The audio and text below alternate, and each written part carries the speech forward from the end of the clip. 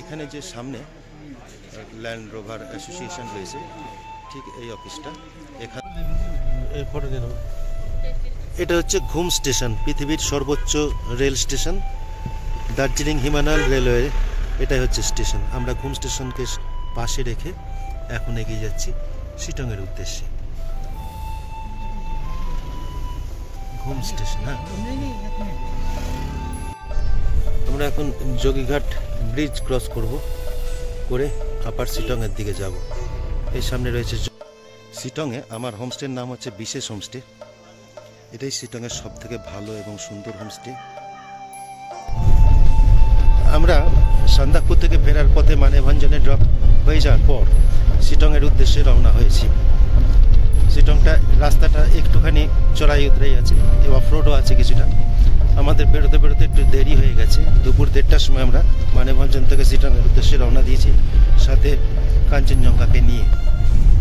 আমরা এখন লেপচা জগতের পাইন ফরেস্টের মধ্যে দিয়ে যাব হচ্ছে শিটং। লেপচা জগতে আমরা ট্যুরের প্রথম নাইট স্টে করেছিলাম। এখন যাচ্ছি শিটং। মানেভঞ্জন থেকে শিটংয়ের পথে লেপচা জগৎ দিয়ে আমরা যাব ঘুম হয়ে। তা এই হচ্ছে লেপচা জগতের পাইন বন। লেপচা জগতে মোট 30টা হোমস্টে আছে। এই দিকটা হচ্ছে মিরিকের দিক, আর এর উল্টো দিকটা হচ্ছে ঘুমের দিক। এই হচ্ছে বিখ্যাত লেপচা জগতের পাইন বন। এখন বেলা 2টো বাজে। চারপাশে আস্তে আস্তে কুয়াশা তৈরি হচ্ছে। পাহাড়ে দুপুর 2টোর পরে কুয়াশার পরিমাণটা বাড়তে থাকে।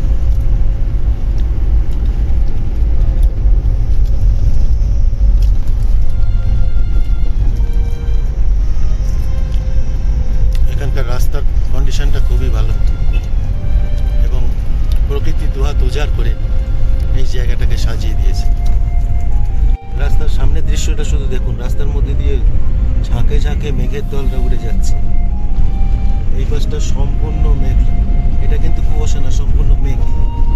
রাস্তার মধ্যে দিয়ে মেঘ উড়ে যাচ্ছে। রাস্তাটা সর্পিল আকার পাকদণ্ডি বেয়ে বেয়ে উঠছে। ঝাঁকে ঝাঁকে মেঘ শুধু রাস্তার মধ্যে দিয়ে যাচ্ছে। লেপচা জগৎকে ওই জন্যই মেঘের রাজ্য বলা হয়। যদিও আমরা লেপচা জগৎ ছেড়ে 1-2 কিলোমিটার আগে চলে এসেছি। সম্পূর্ণ মেঘলা হয়ে থাকে, প্রচুর মেঘ যাচ্ছে রাস্তার মধ্যে।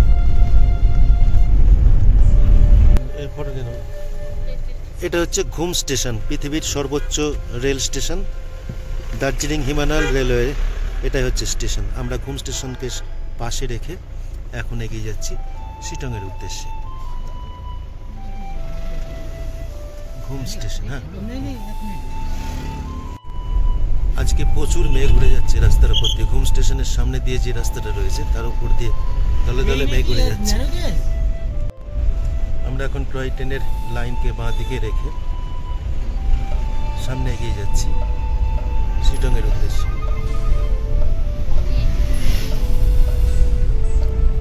এখানকার সব দৃশ্যই নয়নাভিরাম।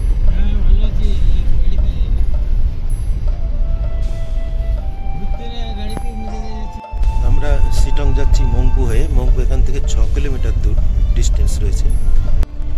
আমরা এখন যোগীঘাট ব্রিজ ক্রস করে আপার শিটংয়ের দিকে যাব। এর সামনে রয়েছে যোগীঘাট, নিচে রয়েছে রিয়াং নদী, আর বাঁ পাশে যে হ্যাঙ্গিং ব্রিজটা রয়েছে ওটা যোগীঘাটের আগেকার ব্রিজ, পুরনো ব্রিজটা। নিচে হচ্ছে রিয়াং নদী।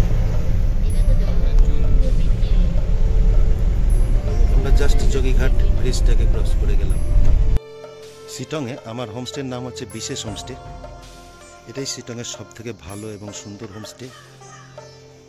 এই হোমস্টের আমি যে ঘরটাতে রয়েছি সেটা হচ্ছে এই উপরে একদম টপ ফ্লোরের কটেজ টাইপের যে রুমটা রয়েছে, এটা ডবল বেডেড রুম।